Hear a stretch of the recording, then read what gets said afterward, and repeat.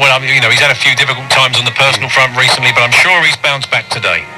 The more the MCC put me down, the harder I tried. Yeah.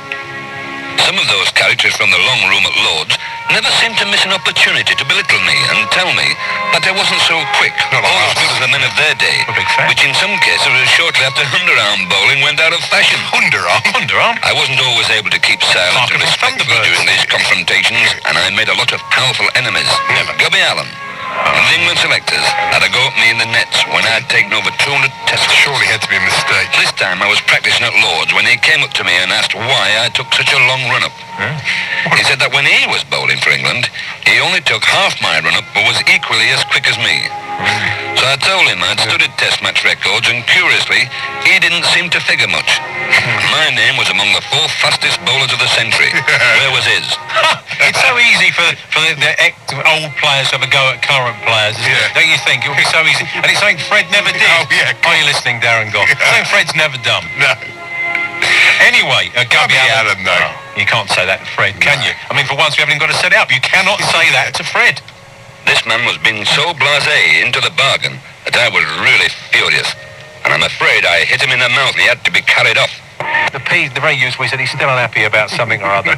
Thanks, Okay, thanks very much for fleshing that out for us. Here's Fred, unhappy about something or other. Many people have accused me of being too aggressive. No. Of using the bouncer far too often. Yeah. I disagree. Okay. Sure you do. I was forced to bowl short any more man often than I who said would have otherwise. wanted to, in order to get some life out of the slow, dead wickets which did so much to drive the crowds away in the 60s. Oh, yeah, they're really back. If I could get one to lift around their heads now and again, Yeah. it served 2 purposes. Sure he did. To liven things up a bit for bored spectators, and more important, to sow a seed of doubt about the state of the pitch in the mind of the batsman, and perhaps push him into a mistake. And whenever I did injure someone, I knew there would be a reckoning.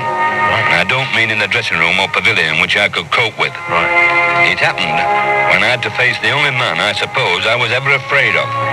My father. He would be waiting for me when I got back home with the words, "You've been at it again, have you?" He certainly gave me some stick about clobbering people, did Dad. I would try and protest that it had been an accident, but he would point out that I risked damaging my career permanently. He was also worried that I might seriously injure a fellow professional with a wife and a family to support. It's very true. Yeah, but of course, tonight, actually, you don't realise this, tonight we've actually got Fred's dad, a recording of Fred's dad, because it turned out the other way. Did it? Yeah, it was Fred, Dad, who got annoyed with Fred. Oh, was it really? Oh, yeah. So they do sound incredibly They do alike. sound. So Fred's dad got very, and Fred said, "So what? Exactly. So what about aim for people's heads?" Exactly. And Fred's dad, who sounds remarkably like Fred, he would, like his son, That's right. like father, like son, wouldn't have it. This man was being so blasé into the bargain Fred's that I dad was said. really furious.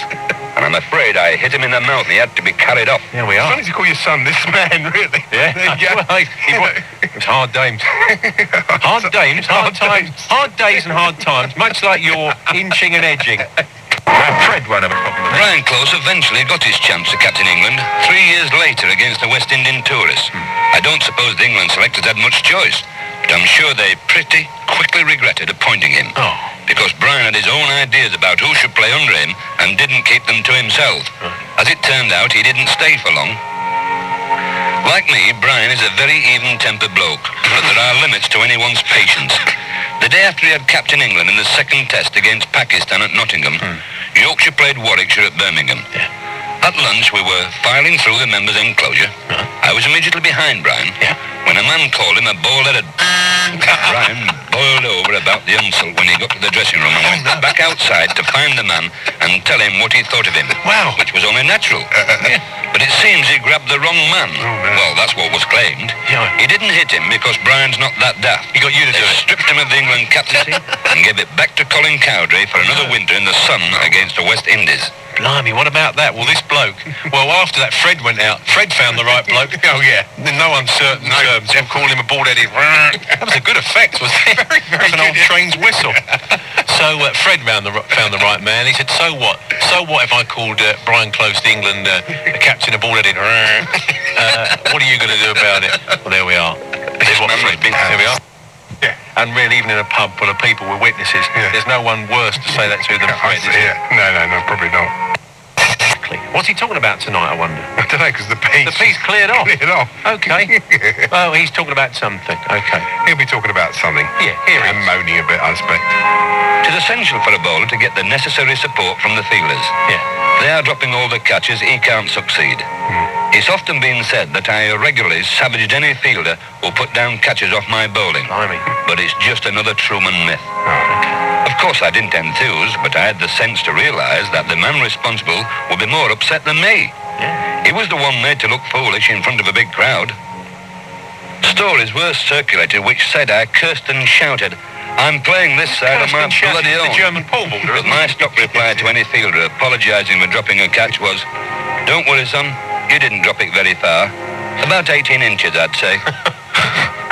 Occasionally, I was moved to a little sarcasm if a man kept missing chances off my bowling, just like the Reverend David Shepherd in Australia. Suits on and I violence did tell as him well. once to pretend it was Sunday and keep his hands together. Hey, there we are.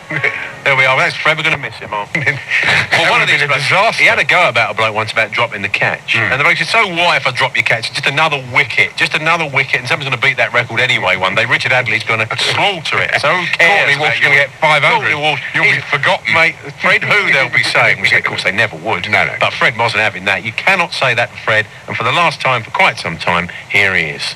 This man was being so blasé into the bargain that I was really furious. And I'm afraid I hit him in the mouth and he had to be carried off. Of the pests.